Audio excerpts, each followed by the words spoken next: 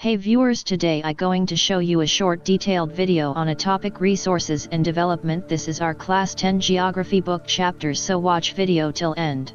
Resources. Resource: everything available in our environment which can be used to satisfy our needs, provided it is technologically accessible, economically feasible and culturally acceptable.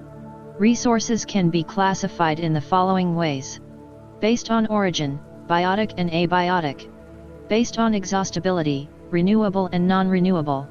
Based on ownership, individual, community, national and international. Based on status of development, potential, developed stock and reserves. Based on origin. Biotic resources: these are obtained from biosphere and have life, such as human beings, flora and fauna, sherries, livestock, etc. Abiotic resources: all those things which are composed of non-living things are called abiotic resources. For example, rocks and metals. Based on exhaustibility. Renewable resources: the resources which can be renewed or reproduced by physical, chemical, or mechanical processes are known as renewable or replenishable. For example, solar and wind energy, water, forests and wildlife, etc. The renewable resource may further be divided into continuous or non-renewable resources. These occur over a very long geological time. Minerals and fossil fuels are examples of such resources. These resources take millions of years in their formation. Some of the resources like metals are recyclable and some like fossil fuels cannot be recycled and get exhausted with their use. Based on ownership.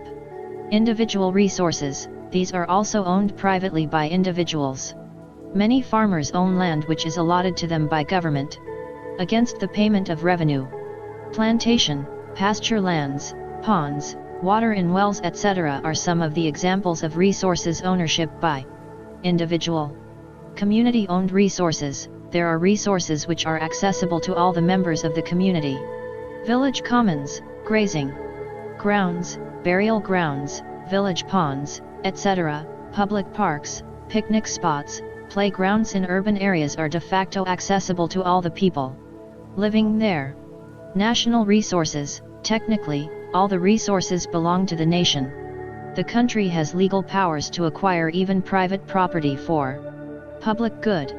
You might have seen roads, canals, railways being constructed on fields owned by some individuals. All the minerals, water resources, forests, wildlife, land within the political boundaries and oceanic area up to 12 nautical miles, 22.2 kilometers, from the coast, termed as territorial water, and resources therein belong to the nation. International resources: the oceanic resources beyond 200 nautical miles of the exclusive economic zone belong to open ocean, and no individual country can utilize these without the concurrence of international institutions. Based on the status of development. Potential resources: resources which are found in a region, but have not been utilized.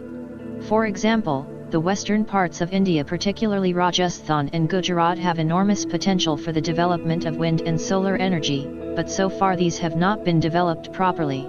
Developed resources: resources which are surveyed, and their quality and quantity have been determined for utilization. The development of resources depends on technology and level of their feasibility. Stock: materials in the environment which have the potential to satisfy human needs, but human beings do not have the appropriate technology to access these, are included among, for example, water is a compound of two inamable gases, hydrogen and oxygen, which can be used as a rich source of energy. But we do not have the required technology. Reserves are the subset of the stock, which can be put into use with the help of existing technical know-how, but their use has not been started. These can be used for meeting future requirements. River water can be used for generating hydroelectric power, but presently, it is being utilized only to a limited extent. Thus the water in the dams, forests, etc. is a reserve which can be used in the future. Development of resources. Depletion of resources for satisfying the greed of few individuals. Accumulation of resources in few hands, which, in turn, divided the society into two segments, that is, rich and poor. Indiscriminate exploitation of resources has led to global ecological crises such as global warming, ozone layer depletion, environmental pollution and land degradation.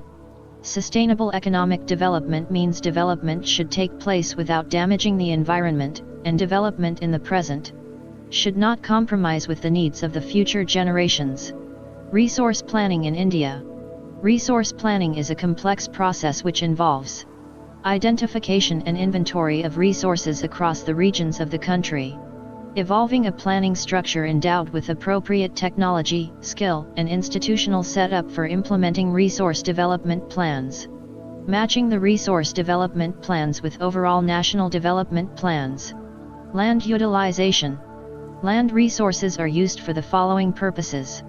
1. Forests. 2. Land not available for cultivation. Barren and waste land. Land put on non-agricultural uses, e.g. buildings, roads, factories, etc. 3. Other uncultivated land. Permanent pastures and grazing land. Land under miscellaneous tree crops, groves, not included in net zone area. Culturable waste land. 4. Fallow lands. Current fallow, left without cultivation for one or less than one agricultural year. Other than current fallow left uncultivated for the past 1 to 5 agricultural years. 5. Net sown area sown more than once in an agricultural year plus net sown area is known as gross cropped area. The use of land is determined both by physical factors such as topography, climate, soil types, as well as human factors such as population density, technological capability, and culture and traditions, etc. Total geographical area of India is 3.28 million square km. Land degradation and conservation measures. Afforestation and proper management of grazing can help to some extent. Planting of shelter belts of plants, control on overgrazing, stabilization of sand dunes by growing thorny bushes are some of the methods to check land degradation. Proper management of wastelands, control of mining activities, proper discharge and disposal of industrial effluents and wastes after treatment can reduce land and water degradation in industrial and suburban areas. Soil as a resource. Relief, parent rock or bed rock, climate, vegetation and other forms of life and time are important factors in the formation of soil. Various forces of nature such as change in temperature, actions of running water, wind, and glaciers, activities of decomposers, etc. contribute to the formation of soil. Chemical and organic changes which take place in the soil are equally important. Soil also consists of organic, humus, and inorganic materials. Classification of soils. Alluvial soils. The entire northern plains are made of alluvial soil. These have been deposited by 3 important Himalayan river systems, the Indus, the Ganga and the Brahmaputra. These soils also extend in Rajasthan and Gujarat through a narrow corridor. Alluvial soil is also found in the eastern coastal plains, particularly in the deltas of the Mahanadi, the Godavari, the Krishna, and the Kaveri rivers. The alluvial soil consists of various proportions of sand, silt, and clay. As we move inlands towards the river valleys, soil particles appear somewhat bigger in size. In the upper reaches of the river valley, i.e. near the place of the break of slope, the soils are coarse. Such soils are more common in Piedmont plains such as Duars, Chas, and Terai. Black soil. These soils are black in color and are also known as Rigur. Black soil is ideal for growing cotton and is also known as black cotton soil. Climatic condition along with the parent rock material are the important factors for the formation of black soil. This type of soil is typical of the Deccan Trap, basalt, region spread over northwest Deccan Plateau and is made up of lava flows. They cover the plateaus of Maharashtra, Saurashtra, Malwa, Madhya Pradesh, and Chhattisgarh and extend in the southeast direction along the Godavari and the Krishna valleys. The black soils are made up of extremely neie clayey material. They are well known for their capacity to hold moisture. Red and yellow soils. Red soil develops on crystalline igneous rocks in areas of low rainfall in the eastern and southern parts of the Deccan Plateau. Yellow and red soils are also found in parts of Odisha, Chhattisgarh, southern parts of the Middle Ganga Plain and along the Piedmont zone of the Western Ghats. These soils develop a reddish color due to diffusion of iron in crystalline and metamorphic rocks. It looks yellow when it occurs in a hydrated form. Laterite soil. The laterite soil develops in areas with high temperature and heavy rainfall.